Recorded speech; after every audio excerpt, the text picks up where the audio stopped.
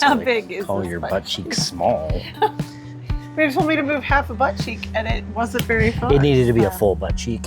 Oh man, it's gonna be fun with my sore back. Yeah, now I always give Brandon a hard time about the way he sits down and makes a bunch of noises, but he actually did enjoy his back sleeping the other day, not driving, sleeping. And so he's been complaining about his back for real. The joys of getting old. In an RV. In an RV. Okay. Lots of mattress recommendations, though. Yeah. The other day, I was sitting in my recliner in the living room, and we have a speaker that is about 5 feet into the main portion, basically right underneath where I sat. All of a sudden, I'm sitting, got the laptop here, working away or whatever. Might have been on my phone. I don't know. All of a sudden, I see this. There a lot. All of a sudden, I see this drip happening through the speaker. Just a slow water drip, kind of like the air conditioner's doing right over here, in the middle of the floor. And it freaked me out, obviously, because water in your RV coming through your roof is a bad thing. So I made my way outside onto the back patio, down the steps, came around, climbed up the ladder, looked up, and we had the water coming from the air conditioner was running down the top of the membrane of the RV, and there was a tear about this big. You'll see it here.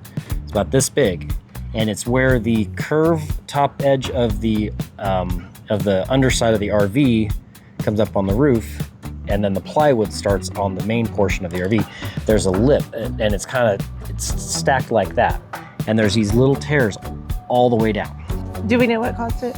We don't really know. I think it's just a manufacturing defect, the way that the boards have laid, or they've adjusted, or something under there. But it's hard to say.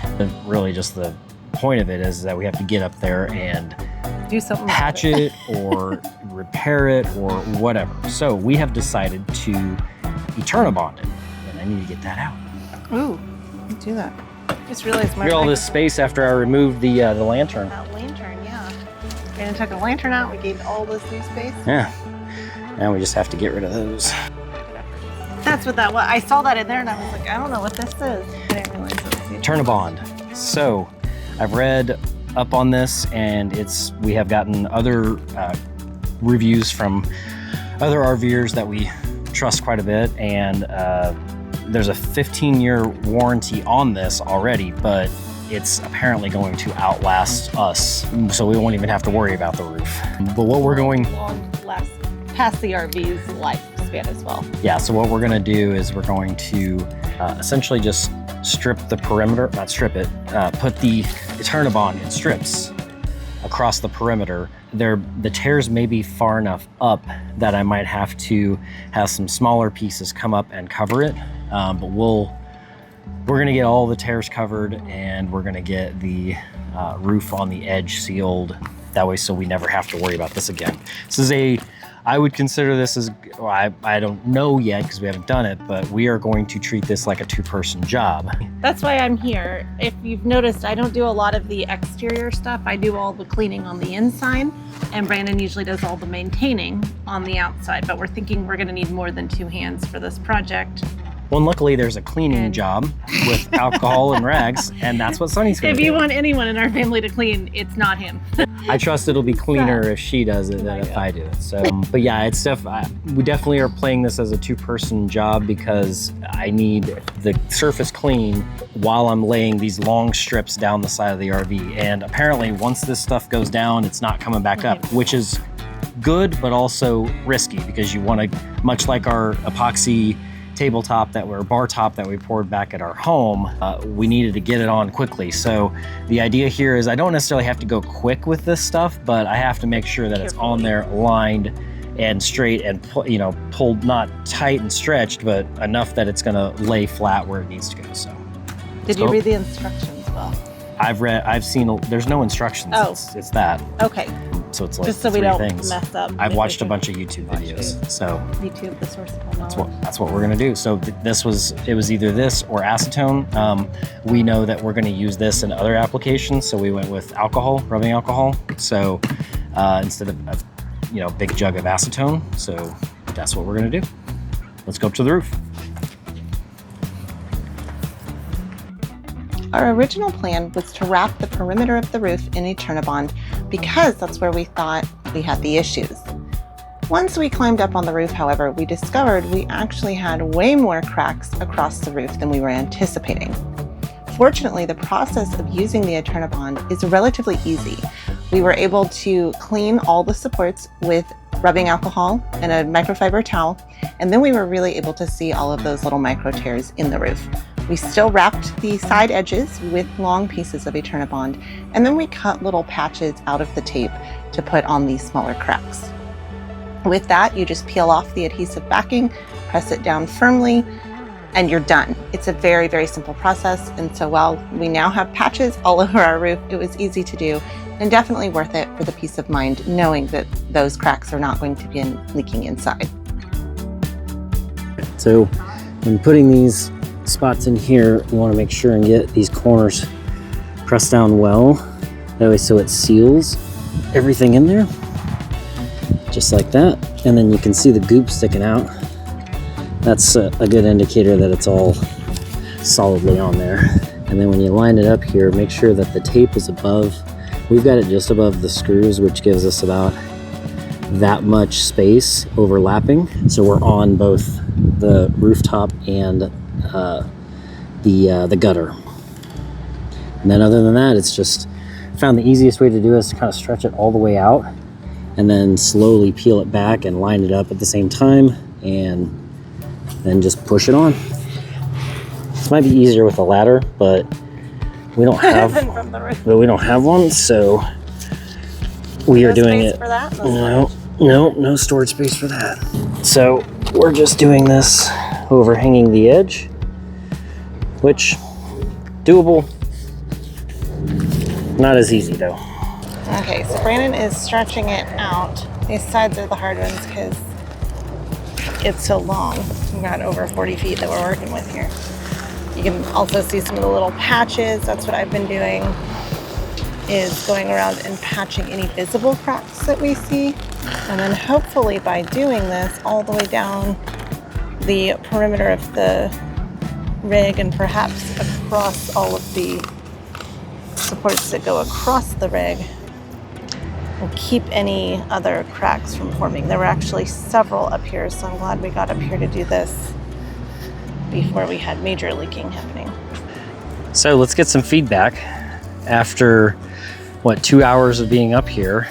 And basically, I just started doing the entire project. Yeah, she pretty much did it all by herself. So Brandon did tell me I was gonna clean and he was gonna tape. Well, I thought I could keep up, but here's what happened.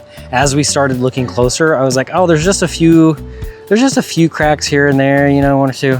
Let's show you what actually happened. So let's be honest, if you want someone to see all of them and cover them, I probably am better equipped for that than you are. She was pretty good at finding the ones that I didn't see, because I didn't see nearly this many until we got up here and started taping everything. But I mean, these little small patches, there's probably 50 of them, maybe Brandon more. was trying to cut the long ones, and I was like, I need more. He's Yeah. like, oh my gosh. I was yeah, so I started out with these kind of long ones here to cover. Well, I thought what I needed to wrap, you know, like in this one here, like wrap all the way down so the edge tape would fit, which we did get the edge tape down. And it looks pretty good. I'm pretty happy with how that turned out, assuming it seals, which it definitely should.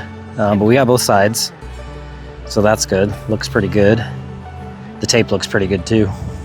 But yeah, and then we ended up finding all of these little small cracks. Let's see if we can find one here that we haven't. New one. So there's one. So like this little tiny one right here. I mean, that's a hole in the roof, you know. And it seems to be like it's across all these seals, so you can see where the joints and the seals come in. You can feel screws underneath, so it's like the screw is poking the material. There isn't anything in between. Like, causing that. there really isn't a single one of them not on a seal. Yeah, well, that we know of anyway. I only really cleaned well on all of the like framing, but I do think it's whatever, like screws or the actual wood rubbing the material, that friction is causing these little micro tears. And it does look like it might rain tonight, so I'm glad we got up here and did this. And didn't have flooding friends everywhere. down there enjoying it's some also social been time. hot during the day, so Brandon's excited to run his second AC because Yes. we've not been able to do that because the condensation will leak through the roof. So what happened, and this is where we caught it, was that the air conditioner was running water, obviously water out of the air conditioner. And right there where the black residue is, I actually had some Gorilla Tape down there. It actually secured fairly well. But you know, obviously the Eternabond is supposed to be significantly better. Anyways, it ran down the path of the solar panel here and onto that seam crack and leaked through and ended up coming in through the speaker above where I sat. So that's what made us come up here and find. The main problem. Had it been above where the kids sat, we never would have found it. Yeah, they would have just been like, "Oh yeah, I've been getting wet for 3 months and never said anything." Didn't tell you because we didn't think it was important. But man, look at that starlight. Oof. Oh man, it's a shame the antenna got so banged up in our storage, but that pole that you mounted, yeah, it works. We can link to that video. Yeah. All right, we're gonna do the thumbnail now because this looks like a good shot here. Yeah. We highly recommend that you get on your RV roof and check it out every so often to prevent issues from happening. Fortunately, we were able to get ahead of this issue before we had major leaks coming in through the roof, but it's something you should do on a regular basis anyway, just to verify you know what's going on up there. Overall, the Eternabond was a product we highly recommend. It's easy to use and apparently lasts a long time. We will keep checking our roof periodically to verify that it's holding up, but at this point we do highly recommend this product.